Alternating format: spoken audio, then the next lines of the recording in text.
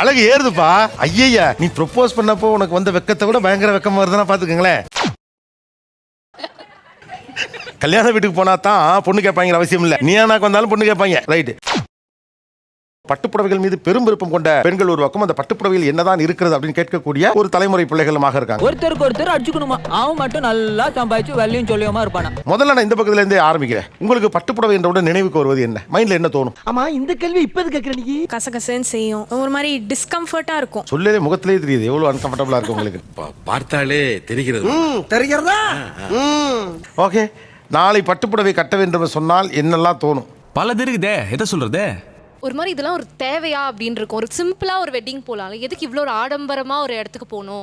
எல்லாம் ஒரு ரீசனோட தான் போய்கிட்டு இருக்கேன். என்னடா பெரிய ரீசன்? பட்டு புடவைனாலே ஐயோ அழுக்காயிடுமே, இவ்வளவு காசு கொடுத்து வாங்கியிருக்கோமே. இது ஒரு கன்சர்ன் தான். ஒரு கரப்பட்டா கூட போச்சு. எனக்கே மனசு கஷ்டமா இருக்கு. டேய், கஷ்டமா இருந்தா அப்படி ஒரு ஓரம் உட்கார்ந்து கஷ்டப்படு. தடுக்கி விழுந்துருவோமோன்னு பயமா, நியாயமான பயம். தடிக்கி விழுந்துருவோமோன்னு பயமா இருக்கு. பதட்டமா இருக்கும், யாரோ ஜட்ஜ் பண்ணிடுவாங்களோ அந்த பயம் எனக்கு இருக்கு.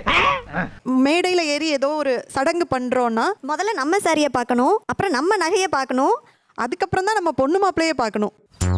என்னடா அதுவும் சிங்கிள் ஃபிளீட்ஸ் போட்டா ரொம்ப ரொம்ப கஷ்டம். அதுக்கு நடுவுல நம்ம முடிய முன்னாடி போட்டுக்கணும், பூவை கரெக்டா பண்ணி ஏ வச்சுக்கணும். அப்பா, இது கஷ்டம்பா. பாவம் தான்டா, ரொம்ப கஷ்டம். மாடும் கரெக்டான இருக்கணும், இங்க இருந்து கங்கையில தண்ணி வர வைக்கணும். கஷ்டம்தான். ஆமா, ரொம்ப கஷ்டம் ப்ரோ, ரொம்ப ரொம்ப கஷ்டம் ப்ரோ. யாரு கட்டி விடுறதுன்னு ரொம்ப யோசிப்பேன். இதுவும் ஒரு பாயிண்ட். யார் மூலம் கட்டி விடுறது? உனக்கு புடவை கட்ட தெரியாதுன்னு எனக்கு தெரியும், ஆனா புடவைனா என்னன்னே தெரியாதுன்னு எனக்கு இப்போதான் தெரியும். எவ்வளவு ரூபாய் ஆகும் அந்த பட்டுப்புடவை கட்டி விடுறதுக்கு? இப்படிலாம் போயிட்டே இருக்கு. 5000 ரூபாயா? நான் அப்படியே ஷாக் ஆயிட்டேன். So there's a sari drapist called Dolly Jane. So she charges, அவங்க வந்து ஒரு 3 lakhs to 5 lakhs ஒரு சாரி drape பண்றதுக்கு வந்து அவ்வளோ சார்ஜ் பண்றாங்க. அட பாவிகளா. ஆக்சுவலா இவங்களாம் நிறைய ஒவ்வொருத்தரும் ஒரு விஷயம் சொன்னாங்க. யார் சொல்லும் போது இவங்களுக்கு பதில் சொல்லணும் நம்ம அப்படின்னு தோணுச்சு. அத ஏன்டா கேக்குற பாண்டி? மெயின் ரீசன் அவங்க ஏன் கசகசன்னு இருக்குன்னு சொல்றாங்கன்னா, சாரி வந்து கடையில இருந்து வாங்கும் போதே நல்ல ஸ்டார்ச் போட்டு கொடுத்துருவாங்க. கஞ்சி போடாம அந்த இடத்துல வச்சிருந்தேன் அப்படின்னா அது வந்து கசங்கிடும். அதனால நிறைய கஞ்சி போட்டு தான் வந்து கடைங்களுக்கு போகும். ஓஹோ, ஆமா. பாயிண்ட் நம்பர் 1 அது மொடமொடன்னு இருக்கும். அது எப்படி நார்மல் ஆக்குறதுன்னு சொல்லுங்க. அப்ப அது நார்மல் ஆக்கணும்னா நீங்க ஸ்டீம் பண்ணணும். ஏப்பா காஞ்சா, இந்த புடவை கொஞ்சம் தேய்ச்சு கொடு. அப்படி வச்சிட்டு பார்த்தா எல்லாத்துக்கும் அக்சஸரிஸ் எல்லாம் இது பண்ணி எல்லாம் செலக்ட் பண்ணனும். அதுதான் டாஸ்க். அதையே பண்ண கூடாது. Don't you dare to talk me like this. எல்லா கேர்ள்ஸுக்குமே நம்மள அழகா பிரசன்ட் பண்ணனும் ஆசை இருக்கா இல்லையா? எல்லாருக்குமே இருக்கு இல்லையா? டெஃபினெட்லி. வெறும் பேண்ட் ஷர்ட் குர்தா போட்டுக்கிறீங்க, ஒரு லெகின்ஸ் போட்டுக்கிறீங்க. இதை விட ஒரு பட்டு சாரி அப்படி கட்டி அப்படி வந்து நின்னு பாருங்க. இது புடவை இல்லமா வேட்டி. அப்ப சரிகை இருக்கே. சருகையா? கரெக்டா சொல்லணும்னா இப்போ எனக்கு 22 இயர்ஸ் ஆகுது. லைக் மேரேஜ் அந்த மாதிரி யாராவது பார்த்து கேட்டுருவாங்களோ அப்படிங்கிற ஒரு பயம் இருக்கு. லைக் சாரியில பார்த்துட்டு இது நம்ம புது புரளியா இருக்கு. இது ரொம்ப புதுசாவுலடா இருக்கு. உட்கார்ந்து யோசிப்பாங்களோ. அதான் சாரியில பார்த்தா கல்யாண பொண்ணு கேட்டுருவாங்கன்னு பயமா இருக்கா? அந்த பயம் இருக்கு. அப்படியா?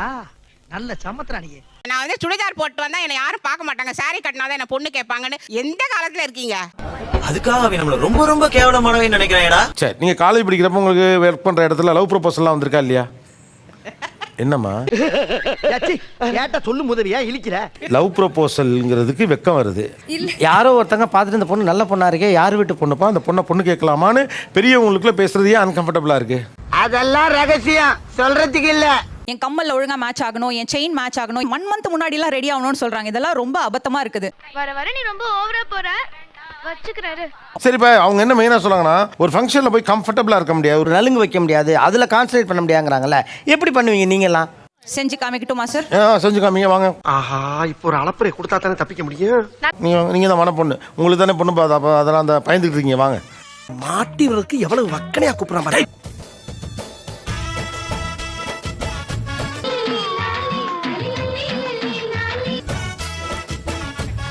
நீ என்னமா கல்யாணம் பண்ணி போடாயன்னு பயந்தாங்க. என் தங்கச்சிக்கு நலுங்கு நடக்குது, நலுங்கு பாட்டு யாராவது பாடுங்க, நான் பாடுறேங்கண்ணா. அழகு ஏறுதுப்பா. ஐயா, நீ ப்ரொபோஸ் பண்ணப்போ உனக்கு வந்த வெக்கத்தை விட பயங்கர வெக்கமா வருதுன்னா பாத்துக்கங்களேன். மூஞ்சி பாரு, மூஞ்சியா வெக்கப்படல வெக்கம். தக்காளியே வெக்கப்பட வச்சிட்டானா?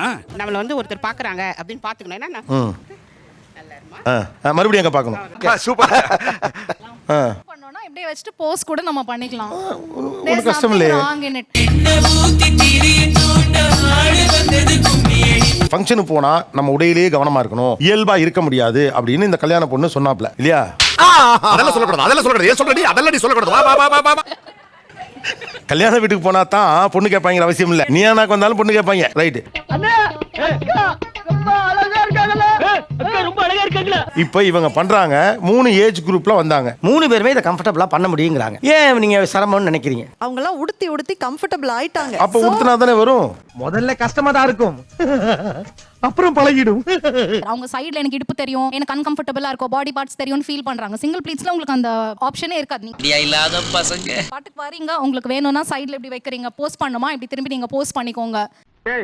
நான் படுற கஷ்டம் எனக்கு தான்டா தெரியும். இந்த கேள்வி இந்த பக்கம் வைக்கிறேன்னா, பட்டு புடவை நாளைக்கு உடுத்த போறீங்கன்னா உங்களுக்கு அது எவ்வளவு எக்ஸைட்டிங்கா இருக்கும், அது எவ்வளவு அழகு. சொல்றேன், மக்களுக்காக சொல்றேன். ஃபர்ஸ்ட் வந்து என்ன கலர் போட்டு போகலாம், ரெட் நல்லா இருக்குமா, கிரீன் நல்லா இருக்குமா, லைட் ஷேட் போவோமா, பேஸ்டல் போடுவோமா, என்ன போடுவோம் அப்படிங்கிற ஒரு எக்ஸைட்மெண்ட்.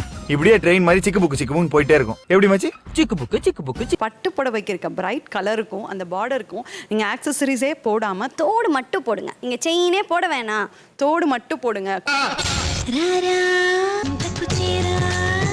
பட்டு புடவை என்றவுடன் உங்கள் மனதில் தோன்றுவது என்ன? ஒவ்வொரு பட்டுப்படைக்கு ஒரு கதை இருக்கு சார், நான் வச்சிருக்கிறதுல.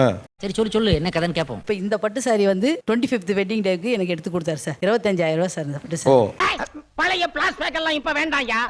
நானும் எங்க ஹஸ்பண்டும் ரீசெண்டா போனோம் சார் விசா வாங்குறது. போகும்போது நானு தலையில பட்டு சாரியை கட்டிக்கிட்டு போனேன். எங்க வர கோயிலுக்கு போற மாதிரி வரையன இல்ல நான் பட்டு சாரி தான் கட்டிட்டு வருவாங்க அப்படின்னு சொல்லிட்டு போனேன் சார். நீ கதையை சொல்லு. ஏன்னா அவங்க கேட்டது ஒரே கேள்வி, நைஸ் சாரி. ஒண்ணுமே கேட்கல, விசா கொடுத்துட்டான். Okay visa. இது நம்ம லிஸ்ட்லயே இல்லையே. அடேங்கப்பா. அமெரிக்க விசா வாங்குவது எப்படி? எவ்வளவு எளிமையா வாங்கலாம். ஃளைட்லயா? இந்த விஷயம் தெரியாம நான் ஒரு 3-4 தடவை டிக்கெட் எடுத்தேனப்பா.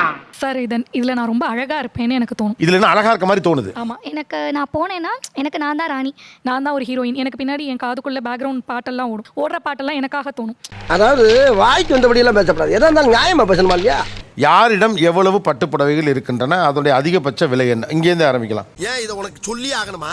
சொல்லுங்களேன். சரி சொல்லி தொலைறேன். அரௌண்ட் 35 to 40 பட்டு புடவை அதிகபட்ச விலை கொண்ட பட்டு புடவை எவ்வளவு? 80,000. பட்டு புடவை மட்டும் எவ்வளவுன்னு கேக்குறேன். பட்டு புடவை 65 புடவை எப்படி வச்சிருக்க முடியும்? நிறைய அதுதான் சார் நான் எடுத்து வைப்பேனே. ஆமா இதெல்லாம் வாங்க காசு எதிரி உனக்கு.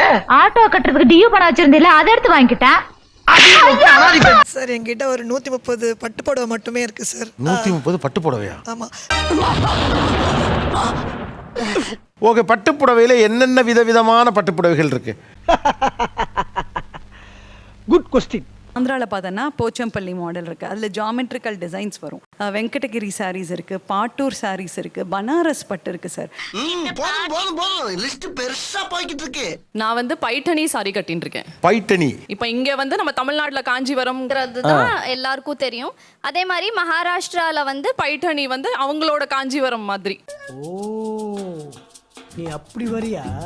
நிகழ்ச்சியில் கலந்து கொண்ட அனைவருக்கும் கோபிநாத்தின் நெஞ்சார்ந்த நன்றிகள். நன்றி, வணக்கம். எல்லாரும் சரிங்க? எதுக்கே சிரிப்பு சொன்ன? சுபம் சீரியல் முடிஞ்சு போச்சு. சுபம் அப்பனே சூரிய பகவானே, கவர்மெண்ட் வேலை கிடைக்கிற வரைக்கும் இந்த செல்போன் வியாபாரத்தை பண்ணி பகுத்த கழுவலாம் இருக்கான். இந்த நடமாடும் வியாபாரத்தை கூடயே நடந்து வந்து நீயும் உதவணும் பா கடவுளே.